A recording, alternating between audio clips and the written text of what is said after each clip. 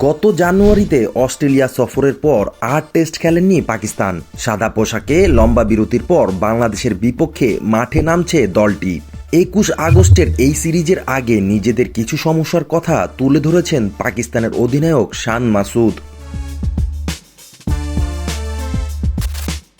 ঘরের মাঠে খেলার কৌশল এখনও খুঁজে পায়নি তার দল, এমনটাই বলছেন পাকিস্তানের সাদা পোশাকের এই অধিনায়ক। টেস্টে সর্বশেষ ৩টি হোম সিরিজে অস্ট্রেলিয়া, ইংল্যান্ড এবং নিউজিল্যান্ডের বিপক্ষে একটি ম্যাচও জিততে পারেনি তারা। এটা নিয়েই চিন্তিত মাসুদ। তিনি বলেন, আমরা ২০১৯ সাল থেকে ঘরের মাঠে খেলছি, অন্য দলগুলো তো আরো বেশি সময় ধরে ঘরের মাঠে খেলছে।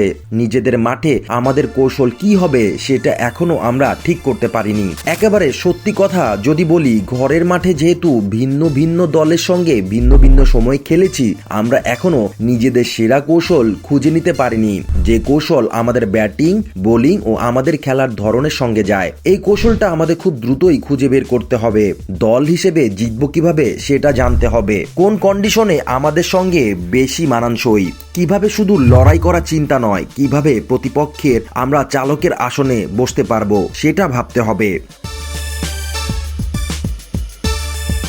মাসুদের বিশ্বাসে কিছুটা ঘাটতি থাকলেও দল নিয়ে বেশ আত্মবিশ্বাসী জেসন গিলেস্পি। তার অধীনে এটিই পাকিস্তানের প্রথম সিরিজ। বর্তমানে পাকিস্তান দলের সামর্থ্য আশা দেখাচ্ছে অস্ট্রেলিয়ার সাবেক এই পেসারকে। তিনি বলেন, আমি বিশ্বাস করি আমাদের দল সব বিভাগেই দারুণ। পেস বোলিং, স্লোয়ার বোলিং কিংবা বাউন্সি উইকেট, যেখানে পেসাররা সহায়তা পায় বা দীর্ঘতির উইকেট, সবখানেই আমাদের আসলে নমনীয় ও মানিয়ে নেওয়ার ক্ষমতা থাকতে হবে।